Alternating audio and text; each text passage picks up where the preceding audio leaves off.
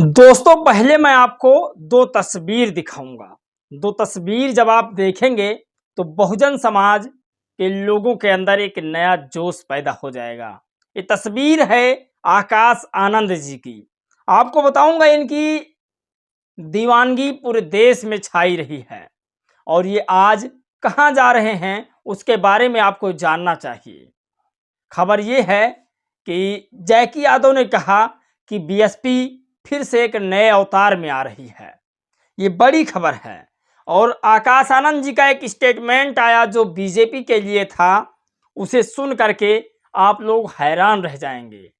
शायद कोई नेता इस तरह से भाषण नहीं दे सकता है जो आकाश आनंद ने भाषण दिया है। मैं फिर कह रहा हूं, आकाश आनंद लगातार बेरोजगारी पर हमला बोल रहे हैं, लगातार धर्म पर हमला बोल रहे हैं। किसी नेता में इतनी हिम्मत नहीं है कि वो इस तरह से सवाल बीजेपी से कर ले।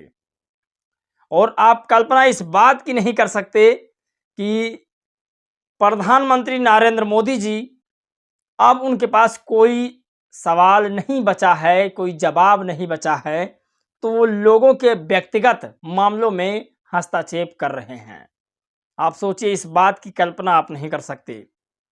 तमाम बड़ी खबर है जिस पर बातचीत करेंगे। चलिए आज की वीडियो शुरू करते हैं।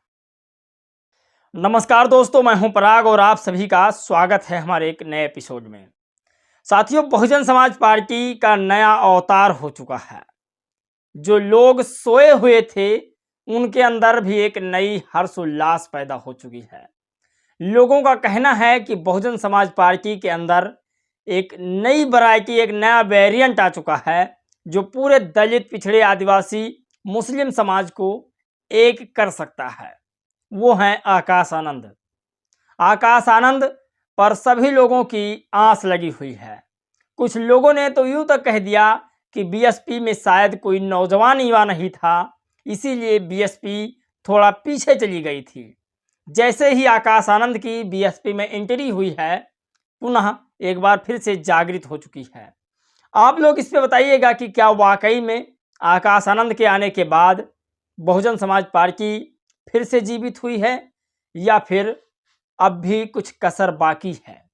ये बड़ा सवाल है दलित, पिछड़े, आदिवासियों के लिए जो बहुजन समाज में अपनी विश्वास रखते हैं।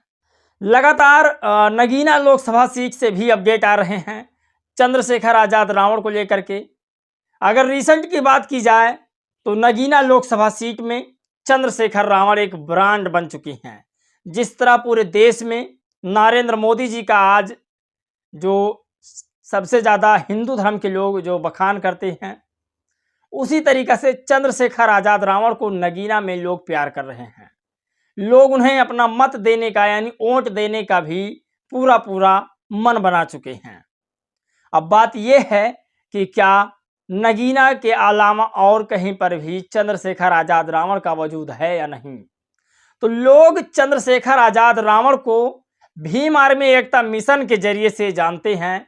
यदि वो राजनीति का पूरे देश में प्रचार करते हैं तो लोग सबसे बड़ा सवाल उठाते हैं कि जिस तरह से बीजेपी और कांग्रेस का एक संगठन है आरएसएस, क्या चंद्रशेखर आजाद रावण को भीम आर्मी एकता मिशन जो संगठन है उसे बसपा के पास समर्पण करना चाहिए था या नहीं। ये तमाम लोगों का सवाल भी है और आपको इस वीडियो में समझाएंगे, वो तमाम खबरें दिखाएंगे भी जो बहुजन समाज के लिए बहुत ज़रूरी है।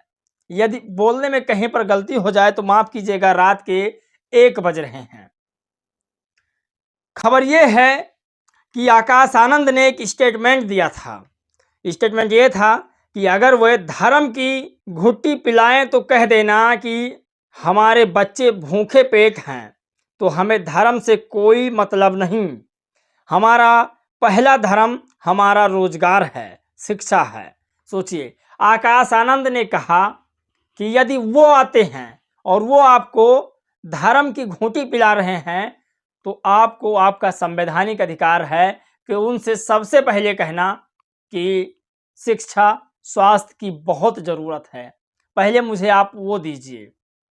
और पूरे देश के युवा इस बार प्रधानमंत्री नरेंद्र मोदी जी से शिक्षा स्वास्थ्य की मांग कर रहे हैं, नौकरी की मांग कर रहे हैं। रुपया नीचे जा रहा है, आप कल्पना नहीं कर सकते इस बात को लेकर के।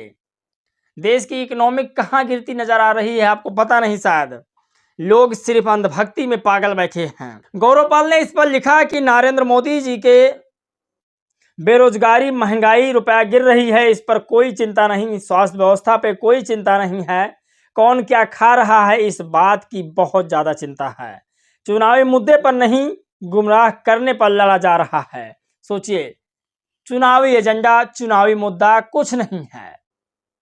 और इस बार तो तय है कि बीजेपी घबराई हुई है, उसे जो समझ में आता है वो करती हुई नजर आ रही है। हालांकि इस बार की लड़ाई में बेरोजगारी, शिक्षा, स्वास्थ्य, चिकित्सा बहुत बड़ा मुद्दा है कांग्रेस के पास, और ये कांग्रेस चुनावी मुद्दे पर रख रही है इस बात को लेकर के।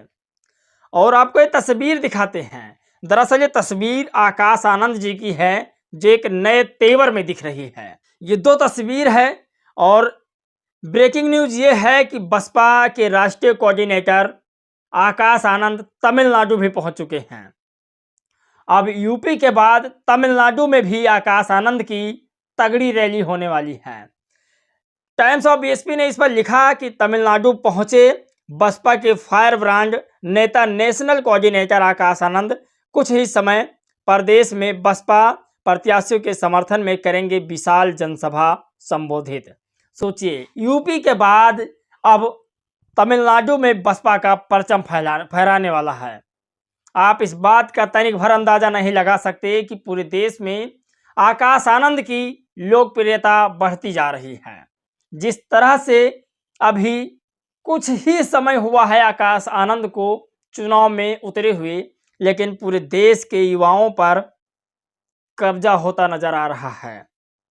जैकी यादव ने इस पर एक बात लिखा है, जो लगातार बहुजन समाज की आवाज उठाते हैं, लेकिन इस बार दलितों की भी आवाज ये उठाए हैं। इन्होंने लिखा, आकाश आनंद का एक भाषण वायरल था, उसे मैंने भी सुना। उसे सुनकर मैं ये कह सकता हूं कि आकाश आनंद की भाषा शैली और भाषण देने की कला बेहतरीन है।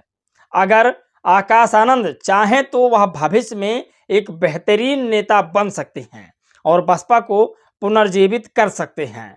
वक्त की मांग है कि बीएसपी पुनः अपने उसी अंदाज में खड़ी हो और वंचित वर्गों की आवाज बने। आज देश के दबे कुचले और वंचित समाज को बीएसपी से बहुत आशाएं हैं।